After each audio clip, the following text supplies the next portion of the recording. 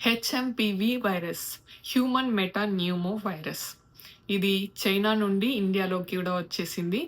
కొత్తగా ఒక వైరస్ వస్తుంది అనగానే అందరిలో కామన్‌గా మెదిలే ఒకే ఒక విషయం ఏంటంటే కరోనా వైరస్.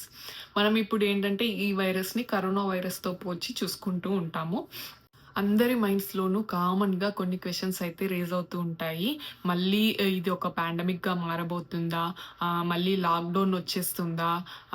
మాస్కులు పెట్టుకోవడము, శానిటైజర్‌లు రాసుకోవడము ఇదంతా మళ్ళీ రిపీట్ కాబోతుందా అనేది అందరిలోనూ ఉన్నటువంటి ఒక భయం. ఇండియన్ గవర్నమెంట్ గానీ, ICMR Indian council of medical research ఇవన్నీ ఏం చెప్తున్నాయి అంటే ఇది కొత్తగా కనుగొన్నటువంటి వైరస్ అయితే అస్సలు కాదు. ఇది 20 ఇయర్స్ బ్యాకే కనుక్కున్నారు ఈ వైరస్‌ని. సో, కొత్తగా భయపడాల్సింది ఏం లేదు.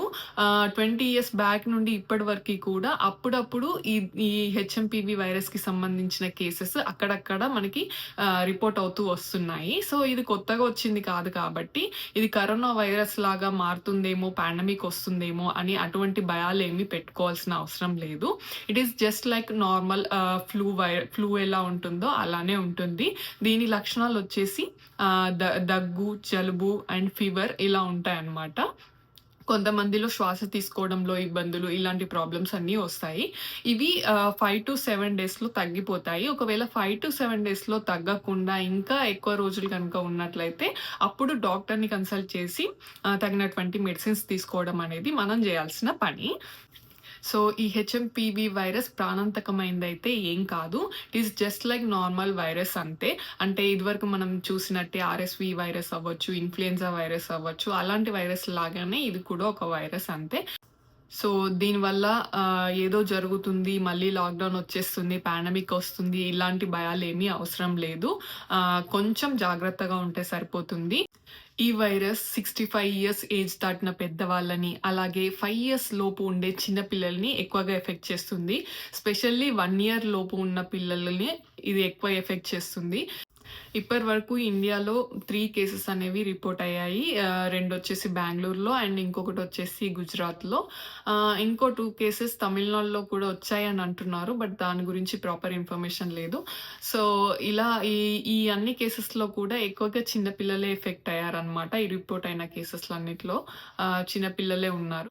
సో, ఈ టైంలో పిల్లల పేరెంట్స్ అందరూ కూడా చాలా చాలా జాగ్రత్తగా ఉండాలి. ఇది పెద్ద ప్రాణాంతకమైన వ్యాధైతే ఏమీ కాదు. సో, జస్ట్ మీరు కొంచెం ప్రాపర్ కేర్ తీసుకుంటే సరిపోతుంది. ఒకవేళ 1 వీక్ తర్వాత కూడా మీ పిల్లల్లో ఇంకా ఈ ఫ్లూ లక్షణాలనేవి కనిపిస్తుంటే కనుక అప్పుడు డాక్టర్‌ని కన్సల్ట్ చేయండి. సో, 65+ ఏజ్ ఉన్న వాళ్ళకి లేదంటే 5 ఇయర్స్ బిలో చిల్డ్రన్‌కి వీళ్ళకి మాత్రమే వస్తుందా హెచ్ఎంపీవీ వైరస్? ఆ మధ్యలో ఉన్న జనరేషన్ పీపుల్‌కి రాదా అనంటే ఖచ్చితంగా వస్తుంది. ఎప్పుడు అనంటే మీకు గనక ఇమ్యూనిటీ పవర్ లో ఉంటే ఖచ్చితంగా వచ్చే ఛాన్సెస్ అయితే ఉన్నాయి. సో, మనం చేయాల్సిందల్లా మన ఇమ్యూనిటీ పవర్‌ని పెంచుకోవడము అండ్ మన ఇంట్లో ఉన్న పిల్లల్ని, పెద్దవాళ్ళని వాళ్ళని జాగ్రత్తగా చూసుకోవడం. మన బాడీలో ఇమ్యూనిటీ పవర్ గనక ఎక్కువగా ఉంటే, అంటే మన రోగనిరోధక శక్తి గనక బలంగా ఉన్నట్టయితే, మనకి ఇలాంటి వైరస్‌లు ఎన్ని వచ్చినా గూడా మన బాడీ అనేది తట్టుకుంటుంది. మనం దాని నుండి ఈజీగా బయటపడిపోతాం. అసలైతే ఇండియన్స్‌కి ఇమ్యూనిటీ పవర్ అనేది చాలా బావుంటుంది.